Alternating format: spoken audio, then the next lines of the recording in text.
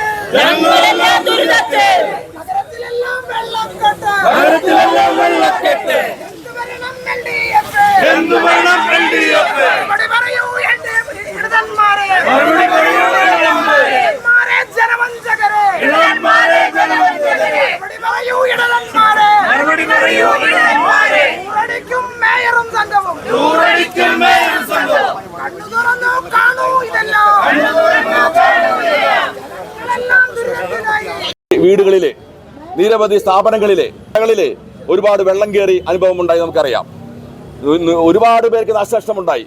സമീപത്തുള്ള അശ്വിനി ഹോസ്പിറ്റലിൽ 3 കോടി രൂപയുടെ നഷ്ടം വന്നു എന്നാണ് ഇന്ന് ഞാൻ അശ്വിനി ഹോസ്പിറ്റലിൽ സന്ദർശിച്ചപ്പോൾ അവർ അധികാരികൾ പറഞ്ഞത്. 3 കോടി രൂപ നഷ്ടം. ജനങ്ങൾക്ക് ഒരുപാട് നഷ്ടമുണ്ടായി. ഒരുപാട് സാധനങ്ങൾ നശിച്ചു. ഒരുപാട് കടകളിൽ വെള്ളം കയറി അവരുടെ വിൽപ്പനയ്ക്ക് വെച്ച സാധനങ്ങൾ നശിച്ചുപോയി. മേയർ എവിടെ? മേയർ മൂന്നാറിലേക്ക് ടൂർ പോയിരിക്കുകയാണോ? മേയർ തിരുവനന്തപുരം പോയിരിക്കുകയാണോ? മേയർ കൊല്ലത്ത് ഒരു വീട്ടിലേക്ക് ബന്ധുവിന്റെ വീട്ടിൽ താമസിക്കാൻ പോയിരിക്കുകയാണോ? മാധ്യമങ്ങളിൽ വാർത്ത വന്നില്ലേ? ദൃശ്യമാധ്യമങ്ങളിൽ വാർത്ത വന്നില്ലേ? മേയർ വരേണ്ട കടമ മേയർക്കില്ലേ? ഇത് നോക്കേണ്ട അർത്ഥം CPM നേതൃത്വത്തിലില്ലേ? CPM ജില്ലാ നേതൃത്വം എന്ത് ചെയ്യുന്നു?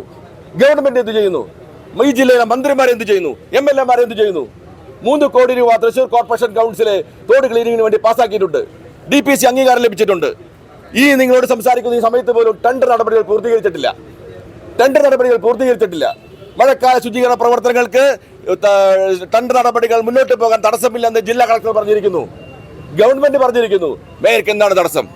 അപ്പൊ അതുകൊണ്ട് ഇത് മേയറുടെ കടുത്ത അനാസ്ഥയാണ്. CPM നേതൃത്വത്തിലുള്ള ഭരണസമിതിയുടെ അനാസ്ഥയാണ്. ഇതുകൊണ്ട് ഇത് കണിച്ച് മുന്നോട്ട് പോകാൻ സാധ്യമല്ല. ആയിരക്കണക്കിന് വീടുകളാണ് ഭയപ്പെട്ടിരിക്കുന്നത്.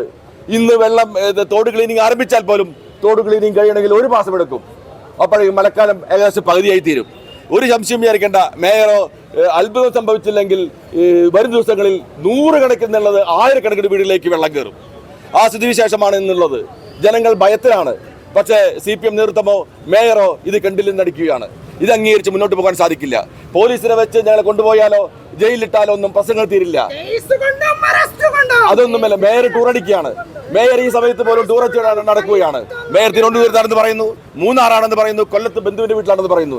ഒരു കാര്യം ഉറപ്പാണ്, ഞാൻ മേയറായിരുന്ന ഒരാളാണ്. തിരുവനന്തപുരത്ത് 3 ദിവസം കെട്ടിക്കിടന്നിട്ടുള്ള ഒരു പരിപാടിയും മേയർക്കില്ല. അതിന്റെ ആവശ്യമില്ല.